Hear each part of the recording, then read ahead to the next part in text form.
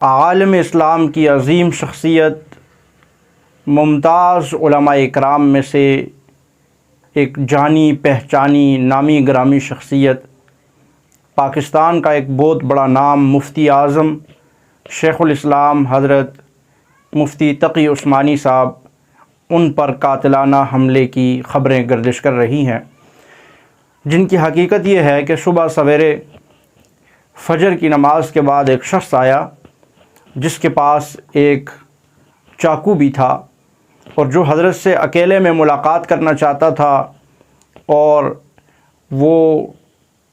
حضرت سے یہ اجازت طلب کر رہا تھا کہ آپ مجھے کچھ وقت دے دیں اور میں آپ سے اکیلے میں کچھ باتیں کرنا چاہتا ہوں۔ چونکہ حضرت کے دعا اور ذکر و اذکار کا معمول ہوتا ہے، تو حضرت نے کہا جناب ابھی تو میں اپنے ذکر و اذکار تسبیحات میں مشغول ہوں،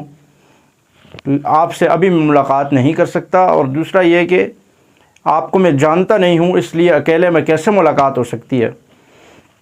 اب اس سے یہ باتیں چل رہی تھی کہ تھوڑا پیچھے کو ہٹا، اور اس نے وہ چاقو جو اس کے پاس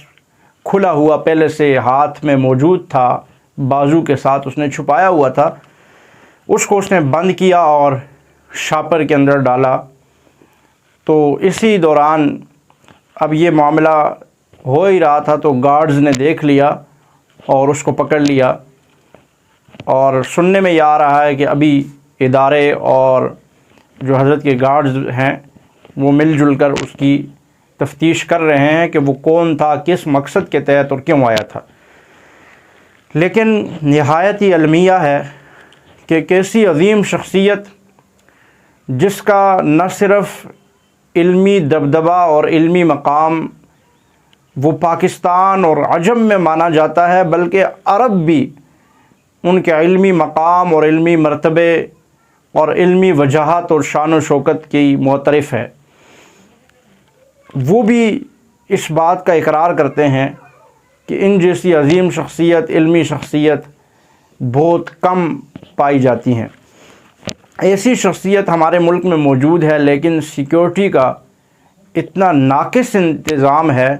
کہ کوئی بھی مشکوک یا کوئی بھی فرد آ کے آرام سے وہ اپنا ہدف اور اپنا ٹارگٹ حاصل کر سکتا ہے، جبکہ ہونا تو یہ چاہیے تھا کہ اتنی عظیم شخصیت ہمارے ملک میں ہے تو اس کی سیکیورٹی اور اس کے حصار کو اس قدر مضبوط رکھنا چاہیے تھا کہ کوئی بندہ ان تک پہنچ ہی نہ پاتا۔ یہ تو اللہ رب العالمین کی کرم نوازی ہوئی، اللہ رب العالمین کا فضل و کرم ہوا کہ اللہ نے ان کو کسی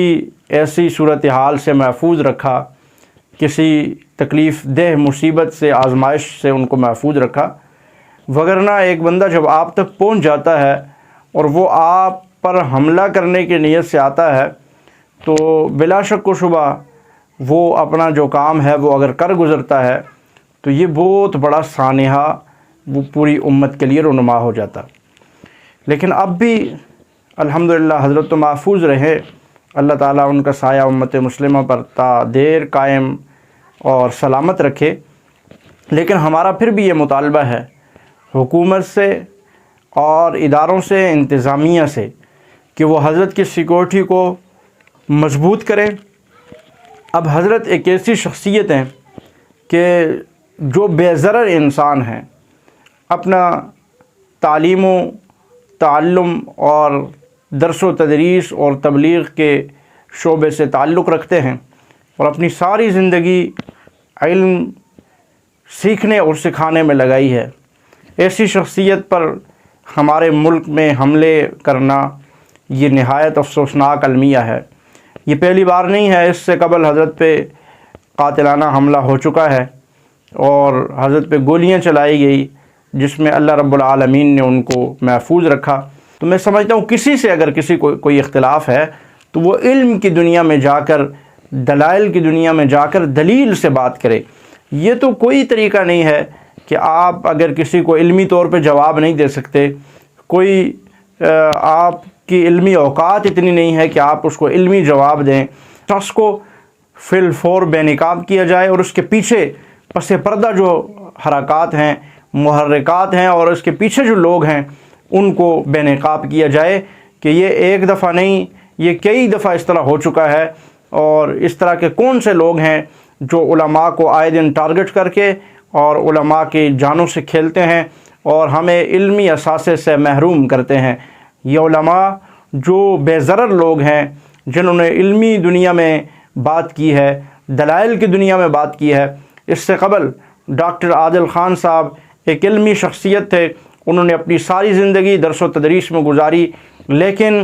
صحابہ کا نام لینا، قرآن و سنت کی بات کرنا، اسلام کے نفاذ کی بات کرنا، شریعت مطہرہ کے قیام کی بات کرنا، اس ملک میں خلافت راشدہ کے نظام کی بات کرنا، وہ اتنا بڑا جرم کیوں بن جاتا ہے کہ ڈاکٹر عادل خان صاحب کو اسی جرم کی پاداش میں انہیں شہید کر دیا جاتا ہے۔ اسی جرم کی پاداش میں مفتی منیب الرحمان صاحب کو اپنے عہدوں سے دستبردار کیا جاتا ہے، ان کے ساتھ ناجائز رویہ اور ناجائز سلوک کیا جاتا ہے۔ اس کے بعد مفتی تقی عثمانی صاحب پر آئے روز اس طرح کے قاتلانہ یہ دوسرا حملہ ہے۔ اس طرح کا ایک حملہ یہ افسوسناک ہے۔ جو شخصیت بھی اس ملک میں نظام خلافت کی بات کرتی ہے، جو شخصیت بھی صحابہ اکرام کی تقدیس کی بات کرتی ہے، صحابہ اکرام کی ناموس، عزت و حرمت کی بات کرتی ہے، اس کے ساتھ ایسا رویہ رکھا جاتا ہے۔ حکومت اور انتظامیہ ضرور ایسے افراد اور ایسے ہاتھوں کو بے نقاب کرے۔ یہ کون لوگ ہیں؟ اگر حکومت بے نقاب نہیں کرتی، حکومت ایسے لوگوں کے پر حملہ آور ہونے والوں کو اور شہید ہونے والوں کے قاتلوں کو گرفتار نہیں کرتی، تو ہم سمجھتے ہیں کہ حکومت اس میں ملوث ہے اور حکومت ہی اس کی قاتل ہے، کیونکہ علماء کی سیکیورٹی حکومت کے ذمہ ہے۔ حکومت کو چاہیے کہ اس طرح کے دیگر جتنے بھی علماء ہیں، اہل علم حضرات ہیں، ان کی سیکیورٹی کو یقینی بنایا جائے۔